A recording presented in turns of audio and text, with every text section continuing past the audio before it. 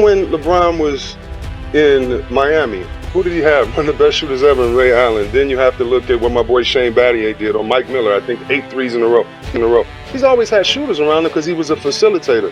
When he doesn't have shooters around, how can you be the best you can be? He's having a great season. It's not about him, but I do think it's about the talent that you have around him. And I think that if you win one championship in 4 years, that's the story. So this year really doesn't matter in the narrative to me, but to fans, I understand, because if it were me, I've religiously looked at KD in recent memory. I'm like, he's the best in the world. He's the best in the world. Where I go back and forth between him and LeBron is for precisely the reason you just outlined. The second Chris Webber said those 6 words, the entire NBA world erupted. The GOAT debate instantly took a shocking turn. Fans were divided. Analysts couldn't stop talking. And suddenly, one uncomfortable question about LeBron James was impossible to ignore. This wasn't loud yelling. It wasn't manufactured outrage. It was one brutal statement that landed like a heavyweight punch. You never won without calling a star first. Just like that, years of praise collided with a criticism that many fans would rather avoid. But here's what made it so explosive. This wasn't a random social media hot take or another clickbait headline designed to farm reactions. It came from Chris Webber, a Hall of Famer who understands championship pressure, superstar expectations, locker room politics, and exactly what it takes to build a title contender. When someone with that resume speaks this directly, people pay attention. So, was Webber exposing an uncomfortable truth? Or was he completely missing the bigger picture? That's where this debate gets even more intense. Because once you start examining LeBron's championship journey, the conversations become far more complicated than most people realize. Some believe Webber finally said what others were afraid to admit. Others argue the criticism ignores the reality of how modern NBA super teams are built. Either way, one thing became clear the moment those 6 words were spoken. The LeBron debate was never going to be the same. A lot of ex-players think Kobe was better than LeBron. I disagree with them, but a lot of them think they don't say the rings, they say the killer instinct. But here's where the debate gets even more uncomfortable. Chris Webber wasn't necessarily trying to disrespect LeBron James. He was challenging how we define greatness. For years, the GOAT conversation has revolved around rings, MVPs, stats, and highlight reels. Webber's argument cuts much deeper.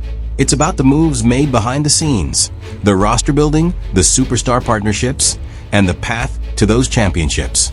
That's when the spotlight shifts. You're no longer asking what LeBron accomplished. You're asking how those championship teams came together. Take Miami. LeBron didn't walk into an ordinary situation. He joined forces with Dwyane Wade and Chris Bosh to form one of the NBA's most dominant big threes.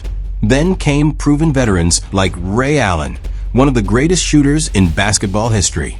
Shooting, experience, star power, championship pedigree. And who could forget Ray Allen's iconic Game 6 three-pointer in the 2013 NBA Finals? One shot changed history, but it also reinforced Webber's point. These title teams weren't built by luck. They were carefully assembled, just like every serious championship contender. That's the question Webber wants fans to confront.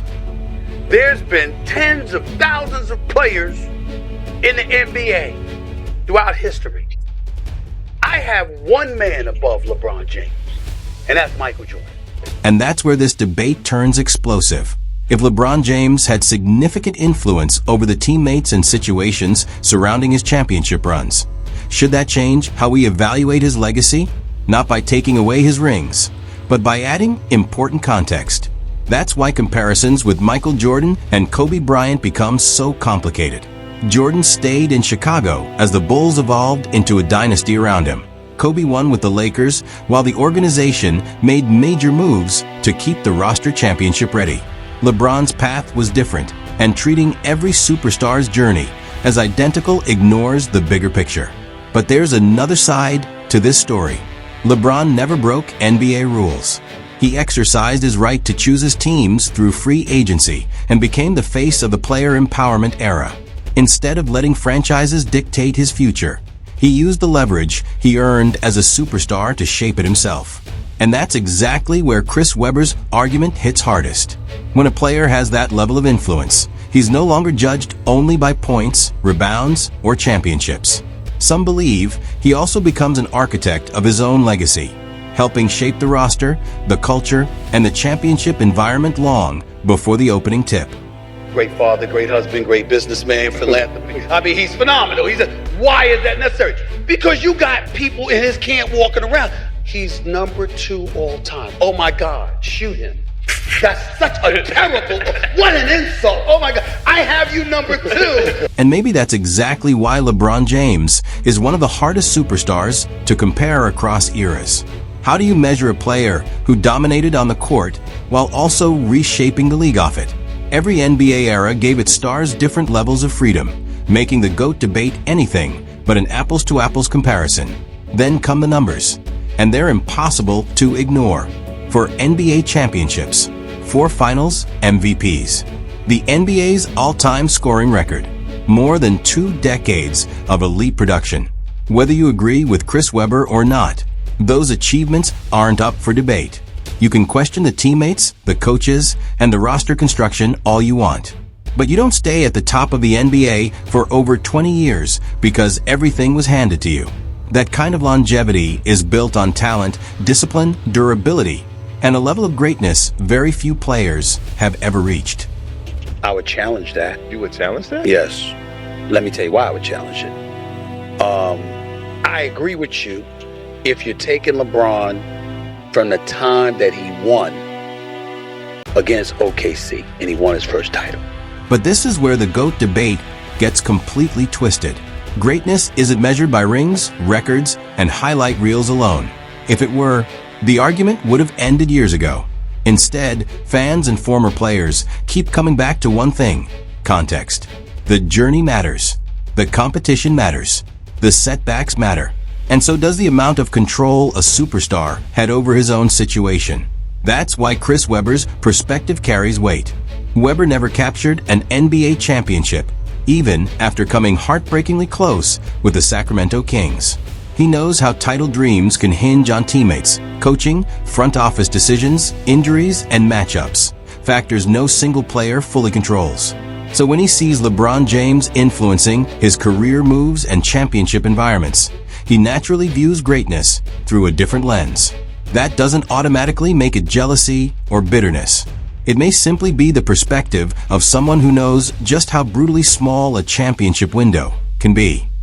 LeBron to me is the hardest when you have he's a small forward, but he had a point guard mindset with like a scoring mentality. Out of the 3 of them, how about this one? Out of the 3 of them, he's the worst scorer coming into the league out of the 3. When it comes to championships, timing is everything. And that's exactly where LeBron James changed the NBA. His influence reached far beyond the court. During the player empowerment era, superstar movement became part of basketball culture. Kevin Durant's career decisions ignited their own firestorms, while more stars began using free agency, trades, and leverage to chase the best championship opportunities. LeBron didn't invent superstar movement, but he became its defining symbol. Even many of his critics admit his impact reshaped the league. Now the ripple effect is impossible to ignore. Younger superstars like Luka Doncic and Jason Tatum are making career decisions in an NBA where staying with one franchise is no longer seen as the only honorable path. Build patiently or use your leverage when the moment comes.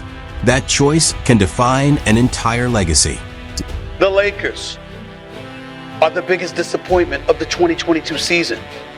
But LeBron James, he says he's having the time of his life. And that's why Chris Webber's argument is bigger than LeBron James alone. This debate isn't just about the past. It's about how future superstars will view championships, loyalty, roster building, and career control. Suddenly, the GOAT conversation becomes more than LeBron versus Michael Jordan. It becomes old school versus new school. Organization-built dynasties versus player empowerment. LeBron supporters fire back with a powerful point. Every legend had help. Jordan had Scottie Pippen. Kobe Bryant won his first 3 titles with Shaquille O'Neal before adding 2 more with another loaded Lakers roster. Tim Duncan had Tony Parker and Manu Ginobili. Basketball has never been a one-man sport. But Weber's point isn't simply that LeBron had great teammates. It's how those championship situations came together.